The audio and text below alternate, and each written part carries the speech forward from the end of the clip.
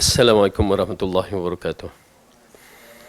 Innal hamdalillah nahmaduhu wa nasta'inuhu wa nastaghfiruh wa na'udzu billahi min shururi anfusina wa min sayyiati a'malina. Man yahdihillahu fala mudilla lahu wa man yudlil fala hadiyalah. Asyhadu an la ilaha illallah wahdahu la syarikalah wa asyhadu anna Muhammadan 'abduhu wa rasuluh. Amma ba'du, fa inna khairal kalami kalamullah wa khairal huda huda Muhammadin sallallahu alaihi wasallam wa syarrul umuri muhdatsatuha wa kullu muhdatsatin bid'ah wa kullu bid'atin dhalalah wa kullu dhalalatin finnar. Alhamdulillah, kita rafa'kan syukur kita kepada Allah Subhanahu wa taala yang menghidupkan kita, yang mengumpulkan kita dalam majlis ilmu, yang telah memberikan kita petunjuk untuk terus menuntut ilmu, dan mudah-mudahan ilmu yang bermanfaat yang kita ambil ini memberikan kebaikan kepada kita dunia dan akhirat. Apatah lagi bila Rasulullah mengatakan man salaka tariqan yaltamasu fihi ilman sahhalallahu lahu tariqan ilal jannah. Barang siapa yang berusaha menuntut ilmu, Allah akan permudahkan baginya jalan ke syurga, dan itulah matlamat kita. Allah permudahkan bagi kita jalan ke syurga dan dimasukkan ke dalam syurga Firdaus yang terpilih bersama para rasul alaihimus salam. Baik, jadi di sini kita mengharapkan agar keikhlasan pada diri kita ini Allah terima sebagai amalan soleh. Jadi tuntutlah ilmu seperti mana yang diajarkan oleh para ulama salaf, bagaimana kita dalam siri menuntut ilmu, biarlah ikhlas kerana Allah dan fokus betul-betul, kerana ianya diambil kira sebagaimana ilmu yang bermanfaat itu datang kepada orang-orang yang terdahulu, begitu juga dia akan datang kepada kita jika kita mengambil cara adab-adab menuntut ilmu. Baik, kita sudah berada di akhir-akhir ayat dalam surah Al-Mutaffifin, ya, yang mana pada pelajaran yang lepas kita membicarakan tentang syurga dan apa nikmat-nikmat yang telah Allah terangkan dalam Al-Quran. Air-air, mata-mata air syurga, yang mana ianya merupakan satu idaman bagi orang-orang yang beriman, yang mengharapkan bahawa ia memiliki apa yang Allah janjikan. Namun begitu menarik sekali dalam satu hadis yang diriwayatkan oleh Ahmad, ya, yang mana Rasulullah SAW baginda bersabda, ayyuma mu'minin saqa mu'minan syarbata ma'in ala dhama'in saqahu Allah ta'ala yawmal qiyamah min rahiqil makhtum, wa ayyuma mu'minin at'ama mu'minan ala al-ju' at'amahu Allah thimaril jannah, wa ayyuma mu'minun kasa mu'minan thawban ala uryin kasahu Allah min khudril jannah. Yang mana hadis ini kita telah terangkan pada pelajaran yang lepas. Rasulullah mengatakan, mukmin mana pun yang memberi minum saudaranya yang mukmin seteguk air kerana kehausan, maka Allah akan memberi minum pada hari kiamat dari rahiqum makhtum. Tuan-tuan dan perempuan, bila hadis ini dibicarakan, jangan biarkan hadis ini berlalu. Beramal kalau kita inginkan. Pertama, saya beriman. Yang itu yang paling penting untuk menentukan kedudukan kita. Beriman dengan Al-Quran, beriman dengan hadis tanpa syak. Yakin dalam hati, terus letakkan keyakinan itu adalah kalam Allah, kalam Rasulullah SAW. Terus yakinkan. Saya menasihatkan, kalau kita nak merasakan kemanisan iman dalam diri kita bila memahami Al-Quran, pertama beriman. Terus yakinkan. Jangan kita lewa apa, tak. Kita yakinkan dan cuba mempraktikalkan. Okey. Disebutkan bahawa kita bagi minum pada orang yang kehausan, ya, mengisyaratkan kepada kita buat walaupun seorang, kita bagi seorang tu dalam kehausan, kita tolong dia, maka kita akan mendapat pahala. Ya, bahkan yang paling penting bila hadis ini mengatakan kita akan minum dari rahiqum makhtum, yang hanya kita dengar, kita lihat dalam Al-Quran dalam surah Al-Mutaffifin, tetapi kita belum lagi mendapatnya. Dan bagaimana mendapatnya, Rasulullah telah menerangkan. Kita bagi orang susah minum, ya, yang diutamakan dalam sini, dalam hadis ini, orang yang kerana kehausan. Jadi bila kehausan ini berlaku, ya, bila agaknya? Bila bulan puasa. Okey, bila bulan puasa, apa salahnya kita bagi letak air satu, air mineral satu, alah bukan si master tu berapa sangat. Oh, kempen pula dalam ni kan. Okey, air mineral tu kita letak kat surau untuk orang berbuka. Mungkin seorang tu ambil, seorang yang kencing manis pula tak minum air bergula tu dia ambil. Dah dapat dah sifat-sifat yang disebutkan untuk rahiqum makhtum. Ya, apatah lagi bila kita letak tu orang tak tahu, merupakan sedekah sir. Yang mana ianya sedekah sir ini kedudukannya tinggi juga. Selain menghilangkan sifat munafik, ianya dikira di sisi Allah satu perkara yang besar. Okey? Jadi buat, terutamanya bulan puasa ataupun orang berpuasa, kita tahu kita bagi. Apa salahnya? Ya, kerana apa? Kita menyaut seruan Rasulullah, Ar-Rahiqul Makhtum, disediakan untuk orang yang memberi, orang yang kehausan. Bukan banyak. Saya kata jangan bila kita disebutkan dalam Al-Quran bagi makan, terus tergambar nak buat kenduri, berapa orang nak kena bagi makan, 10 orang. Itu nilaian kita yang salah. Bagi makan walaupun seorang. Bayangkan yang kita ceritakan tentang hadis seorang yang dikatakan penzina ataupun seorang lelaki yang mana bagi anjing dalam kehausan. Allah ampunkan, Allah masukkan dia ke dalam syurga. Anjing yang bagi kita tidak ada nilai. Ya, tetapi dalam hadis mengisyaratkan betapa penting bila keadaan yang terdesak kita bantu mereka di atas sifat ihsan. Tak kira dia tu kafir ke, dan diutamakan orang-orang Islam. Sudah tentu dalam bab ihsan tak kira orang tu kafir, tetapi diutamakan terhadap orang Islam. Okey. Jadi di sini kita sambut seruan ini, buatlah walaupun seorang, ya. Walaupun sekali, ya. Adalah tunggu. Boleh. Tidak, itu kalau kita nak tahu orang yang dahaga kategori. Tetapi kalau kita nak bagi sesiapa pun tak menjadi masalah walaupun bukan puasa, bukan bulan puasa. Okey? Tetapi kalau bukan bulan puasa, berhati-hati. Bantai dia minum tengah hari. Ya. Jadi oleh kerana itu kita utamakan di waktu berbuka. Ya, sudah tentu bila kita bagi di waktu berbuka, dia punya pahala berganda-ganda, lain. Ya, subhanallah, ini satu kelebihan. Bila masuk je waktu berbuka, dia ada berbuka puasa. Ya, Rasulullah kata yang pahalanya mereka berpuasa kita akan dapat tu bukan berbuka. Itu masalah masyarakat kita. Bila sebut berbuka puasa, mula nasi biryani, gulai, ikan, semua dalam minda dia. Tuan-tuan dan perempuan pergi ke Mekah, pergi ke Madinah bulan Ramadan. Tengok apa yang dihidangkan. Kurma, air.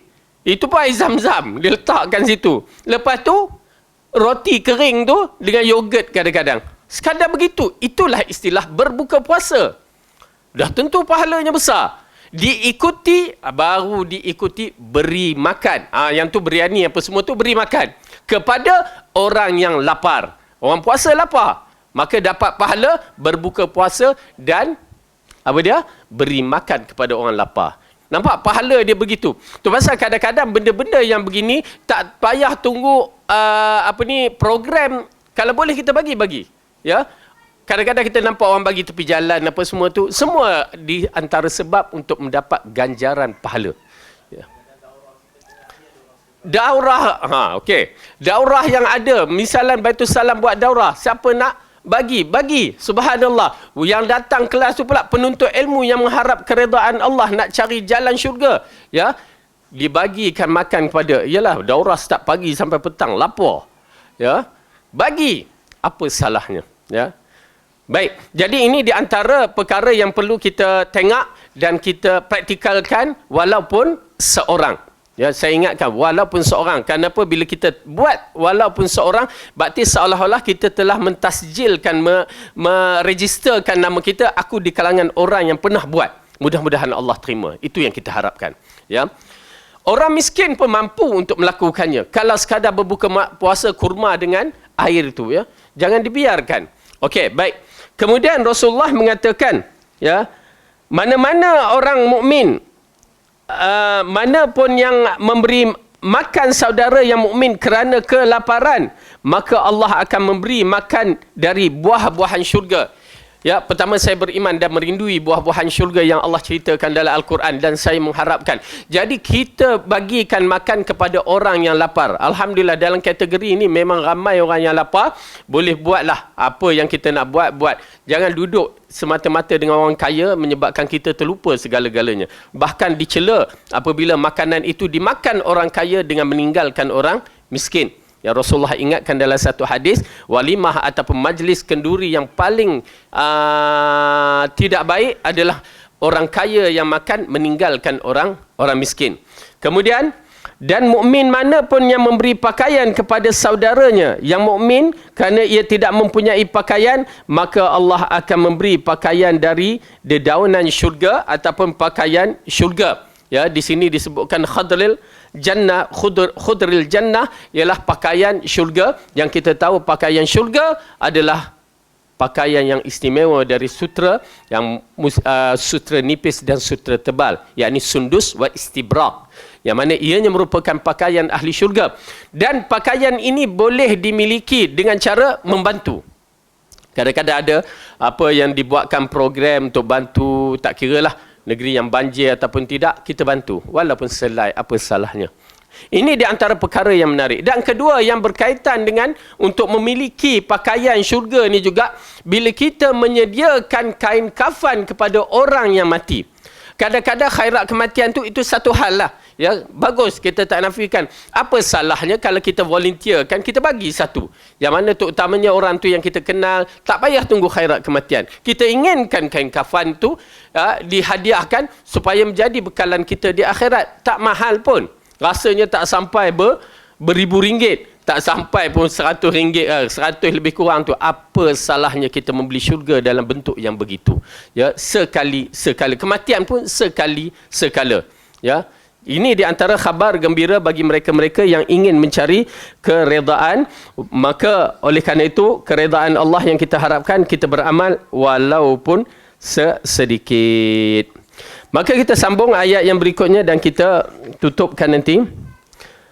A'udzubillahi minasyaitonir rajim. Innal ladzina ajramu kanu minal ladzina amanu yadhakun wa idza marru bihim yataghamazun wa idza qalabu ila ahlihim qalabu fakihin wa idza ra'awhum qalu inna haula'i ladallun wa ma ursilu alaihim hafidhin فاليوم الذين آمنوا من الكفار يضحكون على الأرائك ينظرون هل ثوب الكفار ما كانوا يفعلون. Sesungguhnya orang-orang yang berdosa adalah mereka yang dahulunya di dunia mentertawakan orang yang beriman. Dan apabila orang-orang yang beriman berlalu di hadapan mereka, mereka saling mengedip-ngedipkan matanya. Dan apabila orang-orang berdosa itu kembali kepada kaumnya, mereka kembali dengan gembira. Dan apabila mereka melihat orang-orang mukmin, mereka mengatakan sesungguhnya mereka itu benar-benar orang yang sesat. Padahal orang-orang yang berdosa itu tidak dikirimkan untuk menjaga orang-orang mukmin.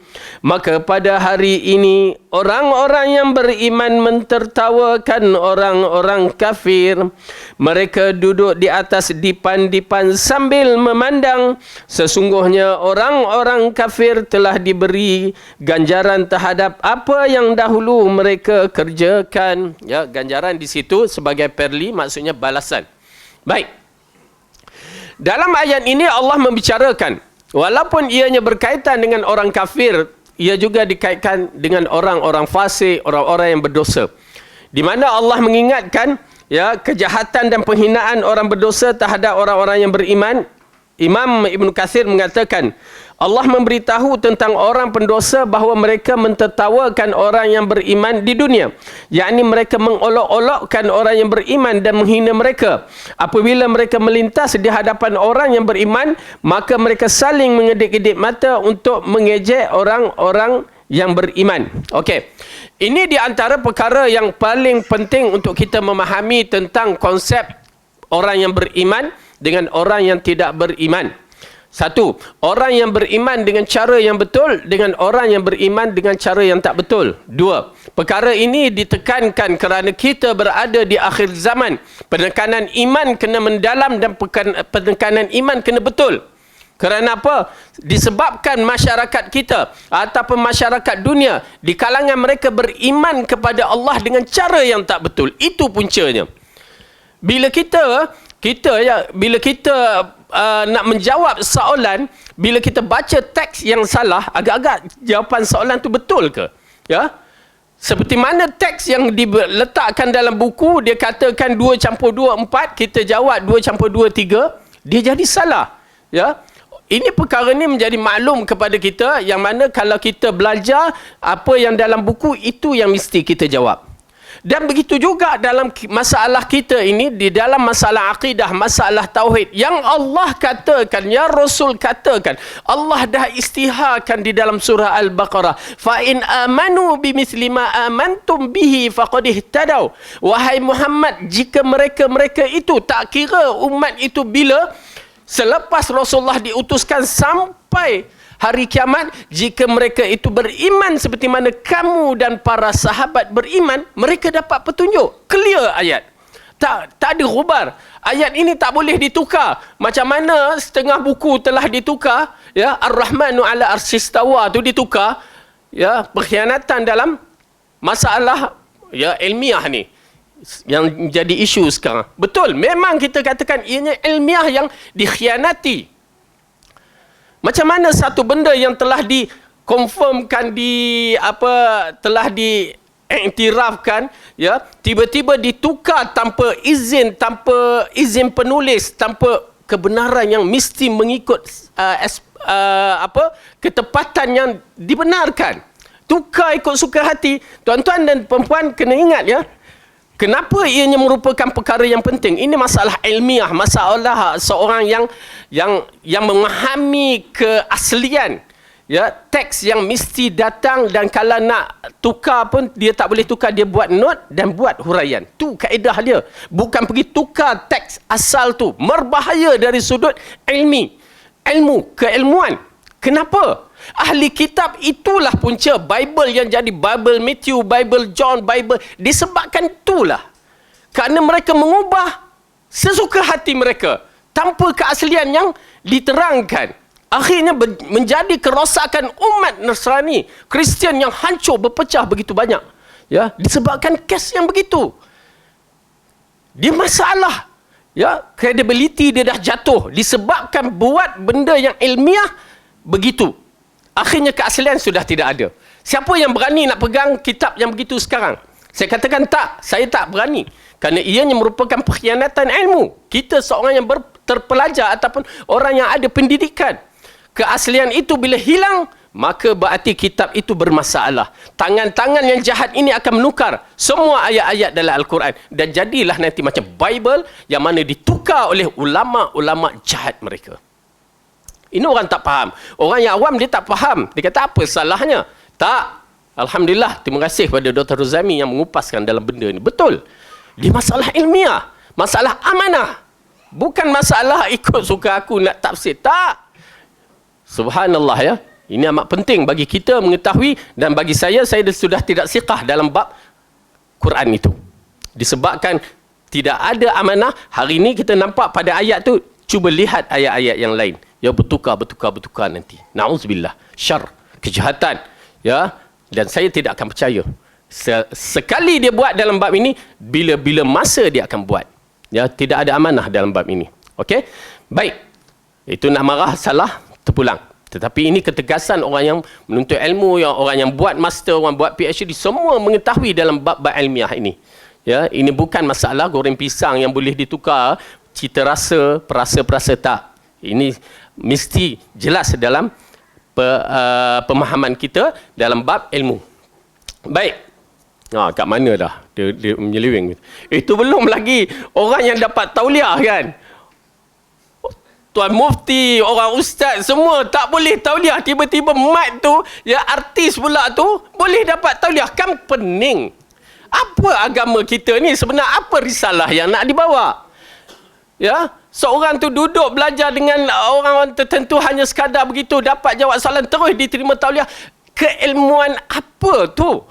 Ya, saya pernah dibahaskan, saya pernah menegur seorang tu dia habis harfiah kan. Kita belajar Al-Quran tu ada harfiah kan. Dia baru habis. Lepas tu dia istihar kepada kawan-kawan dia yang mana yang tak faham harfiah, saya nak mengajar tafsir. Terkejut. Yo. Nak mengajar tafsir baru faham, baru habis harfiah.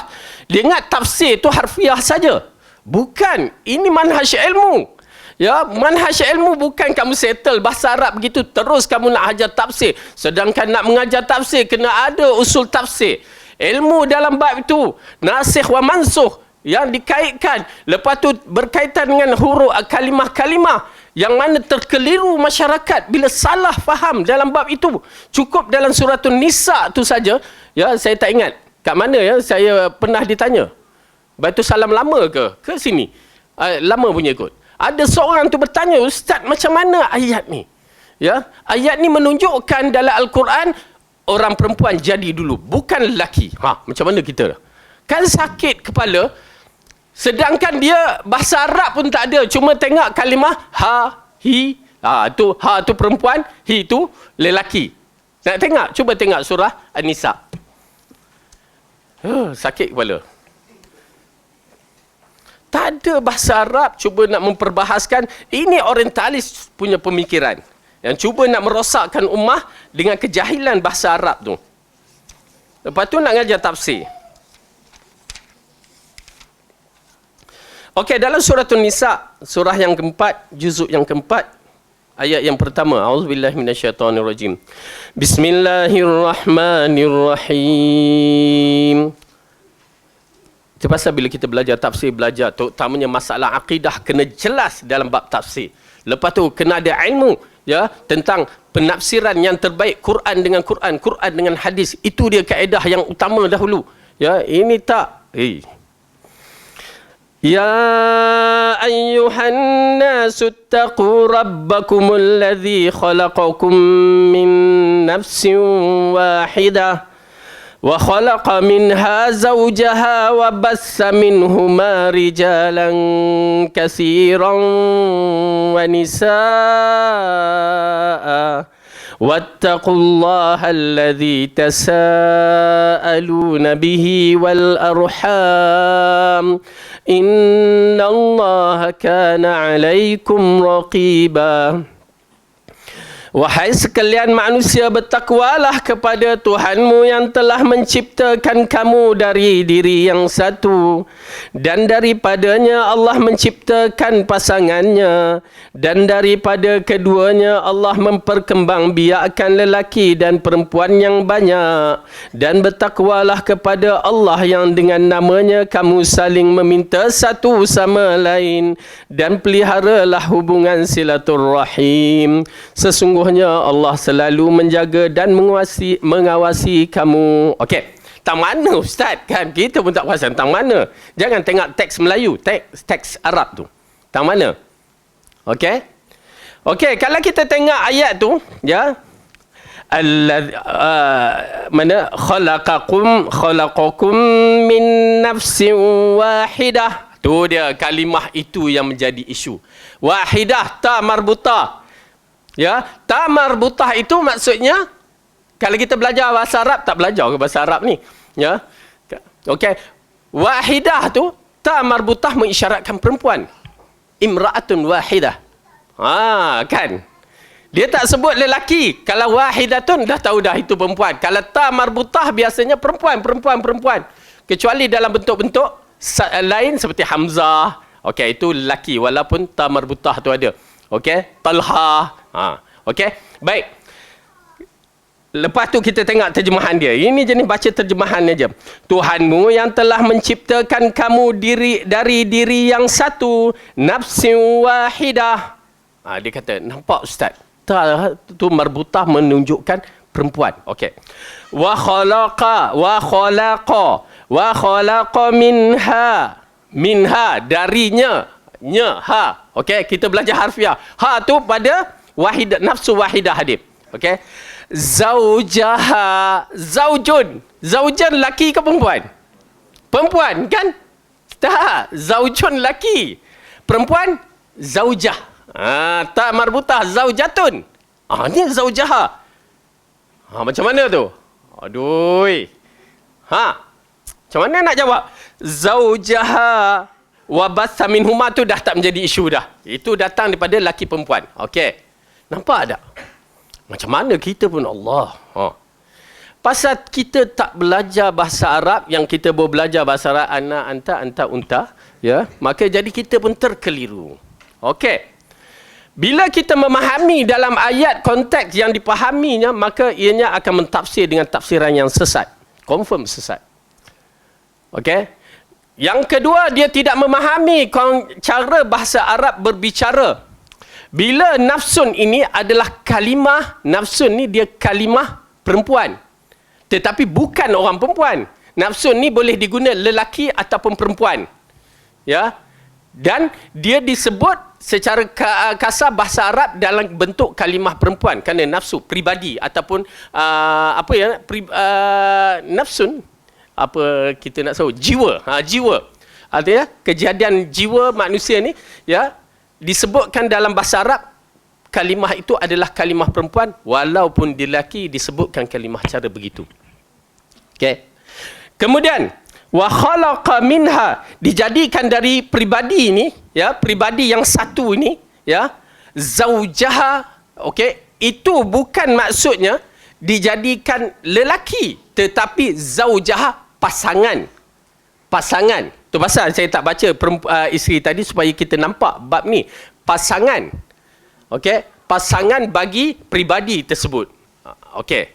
Maka yang mentafsirkan Rasulullah dan ayat-ayat yang sebelum tu, ya, kejadian Adam yang pertama. Wa idz qala rabbuka lil malaikati inni ja'ilun fil ardi khalifah. Okey, khalifah itu pun digunakan dalam ta marbuta. Tetapi nak menceritakan Allah nak jadikan seorang satu makhluk di muka bumi. Ya, lepas tu dijadikan orang yang pertama Adam. Maka di situlah yang akan mentafsirkan siapa yang dijadikan yang pertama. Okey? Nampak tak? Pening tak? Berhati-hati, ya. Bila Quran kita mula diusik oleh orang-orang yang tak bertanggungjawab, berhati-hati. Dia akan mengubahkan ayat-ayat begitu dahsyat, berbahaya. Itu yang jadi dalam surah ni juga.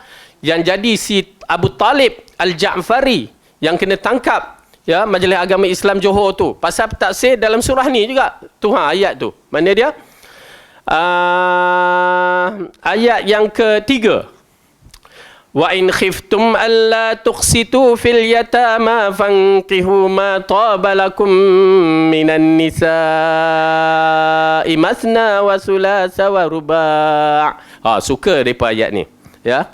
Ayat yang ketiga, dan jika kamu takut tidak akan dapat berlaku adil terhadap hak-hak perempuan yatim, maka kawinilah wanita-wanita yang lain kamu senangi. 2 campur 3 campur 4. Itu tafsir Abu Talib Asy-Syiah Ja'fari. 2 campur 3 campur 4. Kan dia kahwin sampai 9. Inilah penafsiran. Ni dinamakan penafsiran akal, yang tidak didahului oleh ulama-ulama salaf. Penafsiran akal. Bila kita tengok macam mana berlaku mut'ah. Itulah perkahwinan mut'ah. Dia istihad Abu Talib. Kalau siapa yang baca artikel tu, saya baca dulu. Abu Talib Al-Ja'fari. Kita dah nampak Ja'fari itu Syiah Ja'fari. Lepas tu dia jahat As-Salafi. Oh, jahat sungguh. Dia nak buruk kat As-Salafi. Ya, jahat. Okey. Ala kulli hal, nak menceritakan dalam penafsiran kena berhati-hati. Baik.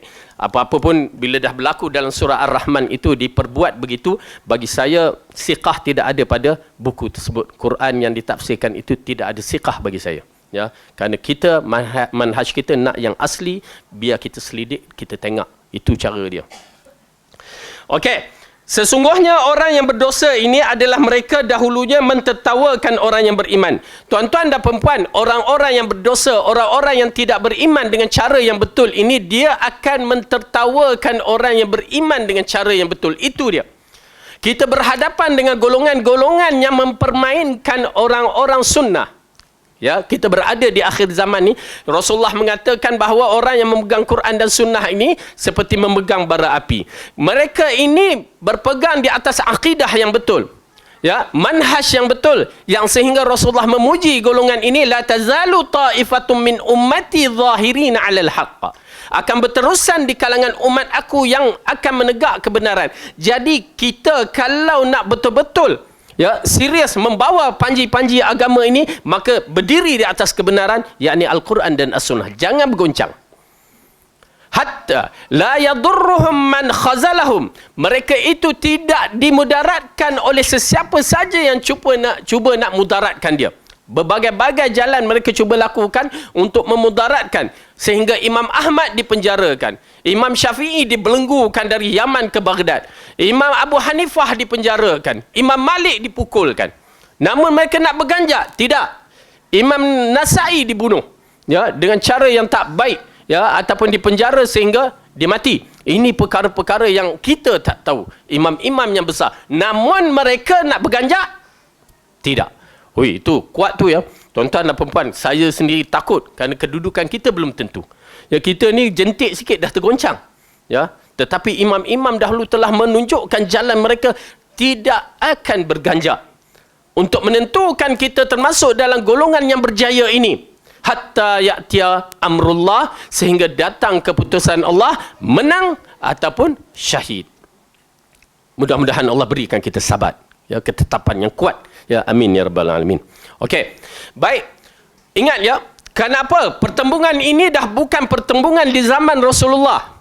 Pertembungan ini adalah pertembungan kejahilan ummah. Pertembungan antara orang yang memikul Al-Quran dan As-Sunnah dengan orang yang memikul fahaman yang salah ataupun fahaman yang lari daripada manhaj akidah ahli sunnah wal jamaah. Mereka akan mentertawakan kita, salafi, salafi, dia kata. Okey. Apa lagi dia nak kutuk kita? Apa lagi dia nak kutukkan perkataan-perkataan yang menghina kita? Isbal, seluar atas buku lali. Ya? Dia kutuknya kita. Apa lagi? Berbagai-bagai perkataan yang dikutuknya kita. Namun saya mengatakan, ianya jangan kita layan. Mereka tertawakan kita dengan berbagai tertawa. Kena pula pada hari, sekarang ni sibuk nak menyambut Mauludin Nabi, yang menjadi isu yang hangat. Sedangkan dalam bab kelahiran Nabi, khilaf begitu dahsyat. Tidak ada sepakat yang mengatakan 12 hari bulan Rabiul Awal. Tetapi kewafatan baginda 12 Rabiul Awal confirm. Begitu kedudukannya. Tapi bila kita kejahilan ni, dia jadi lain pula. Bila zaman Khilafah Ar-Rashidin, Khulafah Ar-Rashidin, 4 orang tidak pernah buat Maulud Nabi. Apa salahnya kita tak buat? Tak, kita dipandang hina. Bila tak buat, dia katakan berbagai-bagai. Sedangkan pada zaman Khulafa Ar-Rashidin tak muncul. Zaman kurun yang kedua pun tak muncul. Zaman generasi yang ketiga, baru itu pun di akhirnya baru muncul. Yang dibuat oleh kerajaan Fatimiyah yang berada di utara negeri Afrika sana. Ya. Panjang ceritanya, ala kulli hal, bahawa ianya bermula selepas 300 tahun lebih kurang, barulah bermulanya Maulud Nabi. Salah 3 generasi yang lepas yang tak melakukan. Salah ke? Tetapi kita bila mengikut ittiba'u para sahabat, dah mereka kutuk kita, tak hormat Nabi. Ya, kenapa? Inilah kisahnya bila birthday sekali setahun. Ya. Hari Ibu, Masya Allah, satu hari itu hari Ibu. Sedangkan kita diarahkan tiap-tiap hari itu adalah hari ibu dan ayah. Berdoa tak kita dengan ibu dan ayah tiap-tiap hari? Kalau tak berdoa, masalah kita bukan kategori anak yang soleh. Anak yang soleh mendoakan mak dan ayahnya pada tiap-tiap hari. Ya, terlepas pandang lain cerita. Tetapi tiap-tiap hari didoakan untuk ibu dan ayah dia. Hidup ataupun mati. Ingat ya. Ingat. Kenapa Rasulullah mengatakan doa anak yang soleh. Anak yang tak soleh, dia takkan berdoa. Jangan jadikan kita anak yang tak soleh. Berdoa mak ayah kita, walaupun belum mati, doakan kebaikan. Ya, baik. Jadi di sini orang-orang kafir ataupun orang-orang yang tidak beriman, dia mentertawakan kita. Dia akan mentertawakan kita. Memang saya dengar berbagai-bagai tertawa, ya, sehingga kan kita yang bawa sunnah ni rasa takut nak berhadapan dengan mereka. Tuan-tuan dan puan-puan, Allah akan bantu. Ya, Rasulullah membawa risalah pada peringkat awal, dibenci, dikata berbagai-bagai. Walaupun Rasulullah itu Al-Amin. Walaupun Rasulullah dah mengisytiharkan pada hari dia berdiri di Bukit Safa, jika aku mengatakan tentera di belakang Bukit Safa ingin memerangi kamu, apakah kamu percaya? Lalu mereka mengatakan, kami percaya dan kami tidak mendapati kamu menipu walaupun sekali. Tapi pada hari dia menyampaikan risalah, maka dia mendapat tentangan dan perkataan-perkataan yang buruk dibagikan kepada Rasulullah sallallahu alaihi wasallam. Ya. Jadi dia tetap berdiri. Maka bersabar. Ya, bersabar. Ya, ini di antara ujian Allah kepada kita di akhir zaman yang telah diceritakan dalam hadis bahawa kita akan berhadapan dengan perkara-perkara begini, tetapi doakan sabat. Ya, ketetapan. Saya amat takut Allah balik-balikkan hati kita ni. Oleh kerana itu lazim dengan doa, ya muqallibal qulub, qallib qulubana ala dinik atau ala ta'atik. Ya, wahai Tuhan yang membalik-balikkan hati, sabitkan hati kami atau balikkan hati kami kepada, ya, mentaati kamu atau mengikut agama kamu. Ya, kita tak tahu siapa. Ya, kita takut. Kita amat takut dalam bab ini di saat-saat akhir hayat kita. Baik. Kemudian Allah katakan di sini, sesungguhnya orang-orang yang berdosa adalah mereka yang dahulunya di dunia mentertawakan orang-orang yang beriman. Mereka mentertawakan. Ya, mereka menganggap kita ni tak betul. Mereka menganggapkan kita beramal dengan hadis, kita adalah ahli bid'ah. Ya, mereka tak menganggap orang yang berzikir meloncat-loncat itu, ya, sebagai ahli bid'ah. Dia sudah menjadi agama sehingga dilakukan di dalam masjid-masjid. Bahkan diiktirafkan pula amalan-amalan tersebut melalui pengiktirafan tarikat yang pernah dikatakan sesat dahulu. Nauzubillah. Ya, berbalik-balik kalam yang tidak ada konsisten dalam mempertahankan akidah ummah. Hancur kita. Okey? Kemudian Allah mengatakan lagi, dan apabila orang-orang yang beriman berlalu di hadapan mereka, mereka saling mengedip-ngedipkan mata. Ini di antara salah satu pengkhianatan dalam diri manusia, yang dia tak sangka bahawa mata itu akan dipertanggungjawabkan di depan Allah. Dan ini adalah satu perkara yang disebutkan dalam Al-Quran berkaitan dengan mata. Ya, yang Allah katakan, yang Rasulullah mengisyaratkan, ya, apabila pada hari Fathul Mekah dia mengarahkan seseorang itu, beberapa orang yang kalau dapat walaupun dia berpaut pada kelambu Kaabah, maka dibunuh. Ya, maka dibawa seorang lelaki ni, saya tak ingat nama dia, tapi dibawa. Lalu lelaki ni adalah cakap seperti dia nak bertaubatlah apa. Lalu Rasul dibawa di depan Rasulullah. Mereka bertanya, ya Rasulullah, bagaimana kedudukan dia ni? Ya, dibunuh ke apa? Lelaki itu dah ada kat depan. Rasulullah dah bagi taklimat awal, kalau dapat bunuh.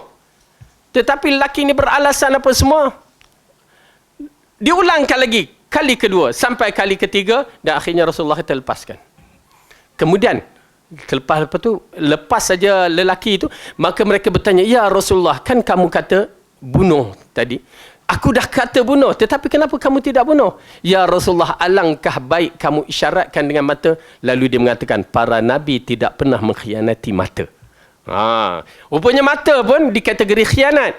Ya, khianat. Kalau kita genyit kepada orang yang lain, khianat. Kan? Oh tak, kena hisap rupanya. Genyit. Genyit kat siapa? Abu Qatadah. Ya, menggenyit kat siapa? Kena. Akan dihisap. Itu belum kita tengok. Belum kita, la ilaha illallah. Bahasa-bahasa isyarat pada muka kita, pada tangan kita, semuanya akan diambil kira di sisi Allah. Bukti, okey, mata tadi disebutkan. Ya, disebut kita genyit siapa, tengok siapa. Ya, mulut pula berbagai isyarat. Tak tahulah mulut ada isyarat apa, muncung je ataupun mulut tu kan. Wallahu a'lam. Kan dia buat macam tu kan. Tetapi tangan, jelas dalam ayat Al-Quran bila mengatakan tabbat yada, celakalah kedua tangan Abu Lahab. Kenapa? Dia buat apa tu sampai celaka kedua tangan? Ni dia buat.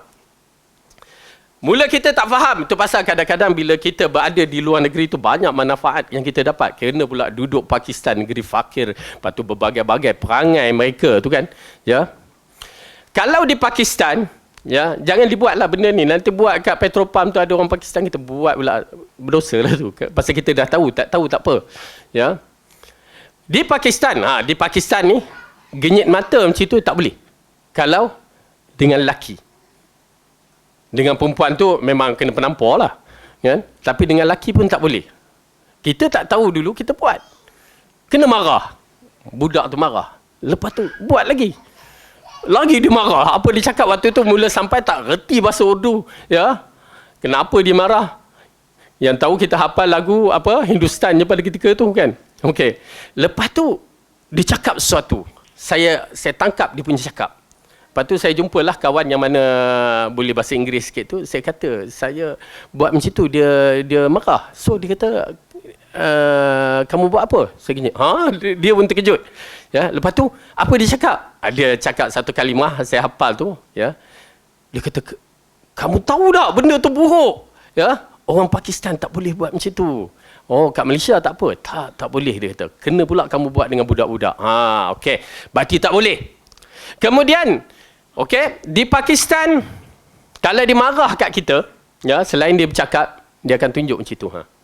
Itu bukan hai, bukan. Apa tu? Celaka kamu. Okey. Kalau itu kalimah celaka, jadi kita dah tahu, kita tangan bahasa isyarat kita berbagai bahasa kan. Ya, sampai macam tu pun ada bagai-bagai lah. Sekarang macam itulah kan. Ya, jangan tasyabuh bi kufar, jangan kita pula buat. Tak usah. Benda tu tasyabuh menyerupai orang kafir. Okey? Itu semua benda tu akan dipertanggungjawab depan Allah. Kenapa Abu Lahab mendapat celaka sebab tangan? Disebabkan kalau ini di Pakistan, itu satu celaka. Kalau kita buat dua celaka. Dan kita faham bahawa Abu Lahab dia tunjuk kepada Rasulullah tu, maksudnya celaka kamu start kamu lahir sampai hari ini. Tu dia. Tu pasal Allah turun ayat ya berkaitan dengan tangan tu kerana ada makna simbolik dia. Kita je yang tak tahu makna. Okey? Jadi lepas ni kalau duk jumpa kat Petropam tu orang Pakistan malas-malas jangan buat. Aku dah tahu, aku nak try buat. Dia kejar dengan minyak tu nanti. Okey, baik. Dan apabila orang yang beriman berlalu di hadapan mereka, mereka saling mengedip-ngedipkan mata kerana mengejek. Ya, dalam bab ini mengejek. Bukan mengedip-ngedipkan mata, menghormati apa tak. Dia mengejek orang-orang yang beriman. Itu puncanya. Maka ia adalah merupakan satu kesalahan. Kemudian Allah ceritakan wa idzan qalabu ila ahlihim qalabu fakihin. Dan apabila mereka kembali kepada kaumnya, mereka kembali dengan gembira. Yakni apabila orang yang berdosa kembali ke rumah mereka atau kepada kaum kabilah mereka, maka mereka kembali bergembira disebabkan apa yang mereka cari mereka dapat. Walau demikian mereka tidak mensyukuri nikmat Allah kepada mereka, akan tetapi mereka sibuk mengejek kaum orang yang beriman dan dengki kepada mereka. Ya, dengan arti kata lain mereka balik dalam keadaan ya, pertama mereka gembira dapat menghina orang Islam, mengejek orang yang beriman, orang mengejek orang yang memegang Al-Quran dan As-Sunnah. Kita akan terkena semua ni. Maka bersabar. Ya, ejekan mereka itu biar Allah yang menghisapkan mereka, dan kita masih lagi berdoa mudah-mudahan Allah bagi petunjuk kepada mereka. Okey? Jadi dalam bab-bab yang begini kita melihat sebagai seorang yang beriman kena banyak sabar. Ya, banyak sabar, bukan sebarangan. Ya, Rasulullah sampai ke muncak yang didera cara lain, emosi dia terdera, badan dia berbagai-bagai, semua dia bersabar. Dan para sahabat yang diseksa pun bersabar. Maka kita belum sampai ke muncak itu, na'uzubillah, kita minta janganlah. Ya, yang penting kita cuba istiqamah dengan agama kita ni. Kemudian mereka ini balik dalam keadaan gembira kerana apa? Kerana mereka dapat menyakiti orang-orang yang beriman. Itu je.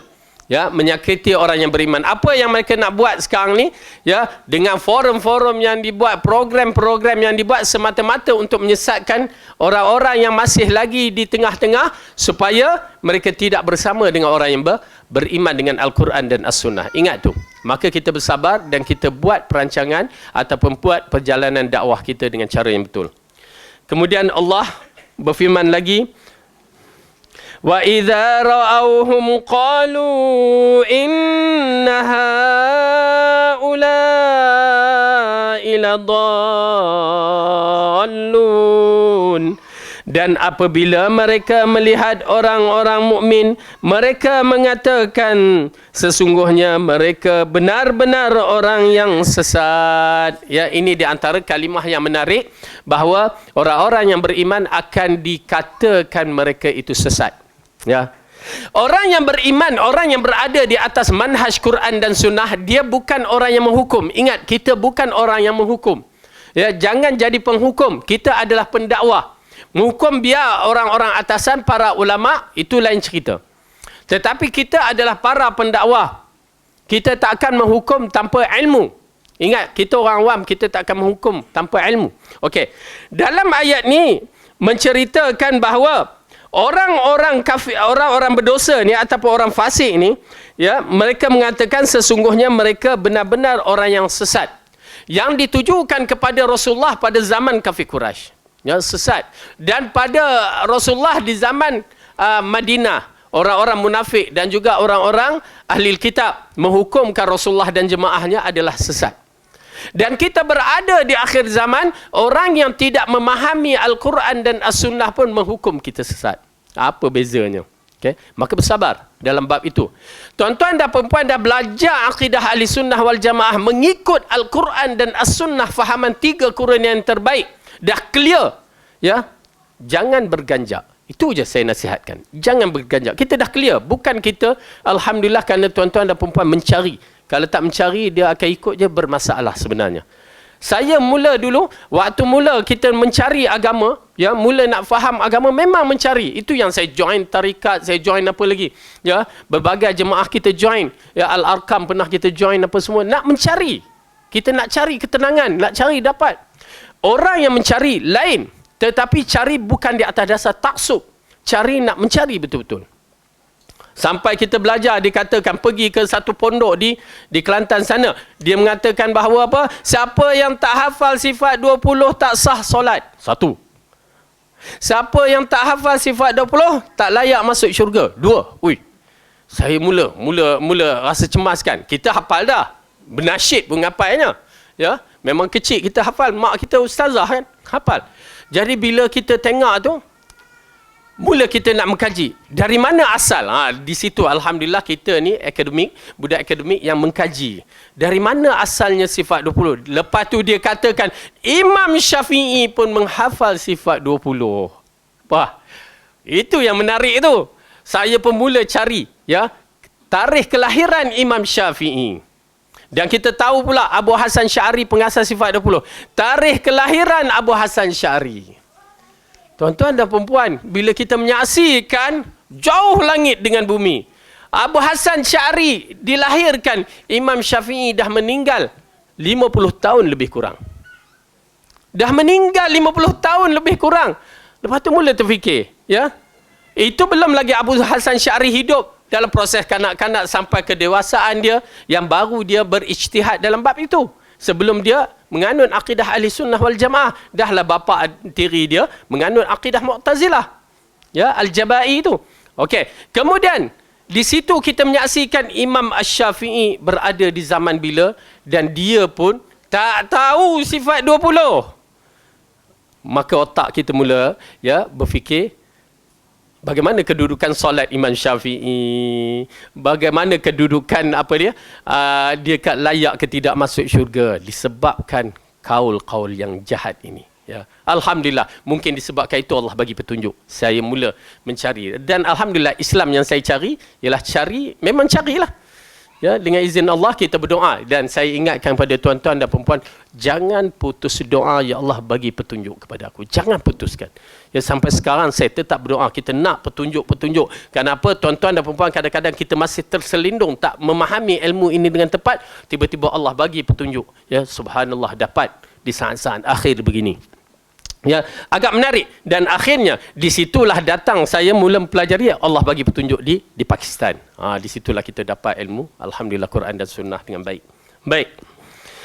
Jadi, dan apabila mereka melihat orang-orang mukmin, mereka mengatakan sesungguhnya mereka benar-benar orang yang sesat, orang yang tak betul. Jadi kalau kita berada di atas jalan yang betul, jangan berganjak. Itu kaedah dia. Ini akidah. Tuan-tuan dan perempuan, akidah yang akan menentukan kita syurga atau neraka. Kalau kita bermain-main dalam masalah akidah, na'udzubillah min zalik. Benda ni dah clear. Yang Allah ingatkan kepada kita melalui lisan Rasulullah sallallahu alaihi wasallam, hanya akidah yang akan menentukan kedudukan kita di syurga ataupun neraka.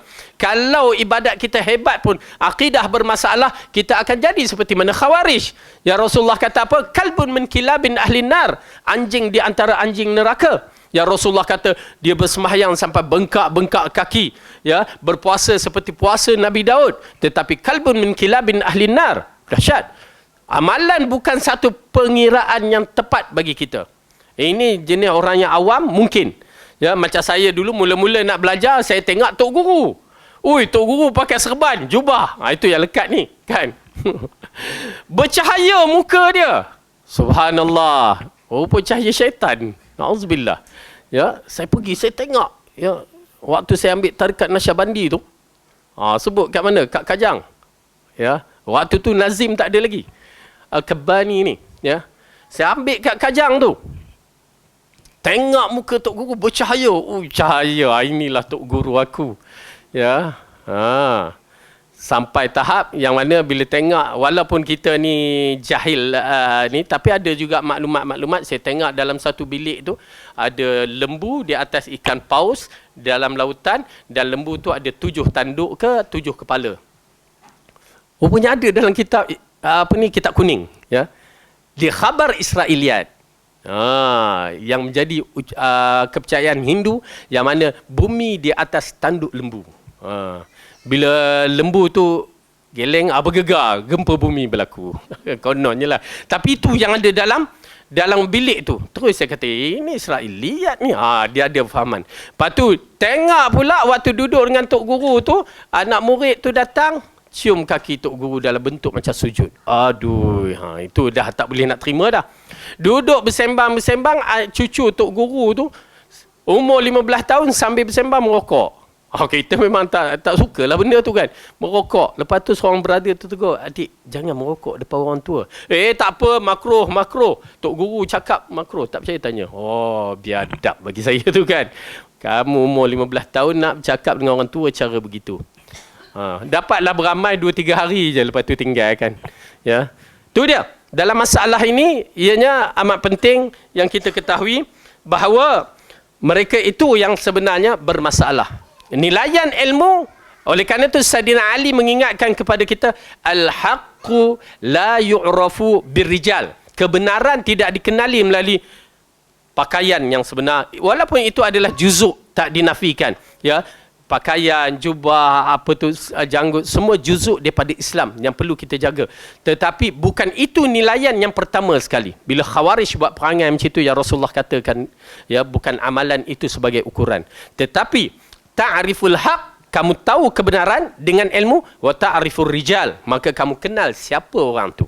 Bila kita dapat tahu dengan ilmu, maka kita kenal siapa ustaz tu, syekh tu, ulama tu, semua kita kenal. Cuma berhadapan dengan dia lah ada kaedah-kaedah dia. Ya, baik. Kemudian Allah mengatakan lagi, وَمَا أُرْسِلُوا عَلَيْهِمْ حَافِظِينَ. Padahal orang-orang yang berdosa itu, mereka tidak diutuskan sebagai penjaga bagi orang-orang mukmin. Ya, mereka bukan utus untuk jaga kita. Kenapa mereka nak sibuk-sibuk? Ya, zaman sekarang ni lagi, kalau tuan-tuan dan perempuan peganglah apa akidah, orang tak bicara dah. Ya, Kena pula kalau kita di negara barat lagi, mereka lantak kamu buat apa saja dah tak dibicarakan atas nama kebebasan bersuara. Itu berbahaya tu kan.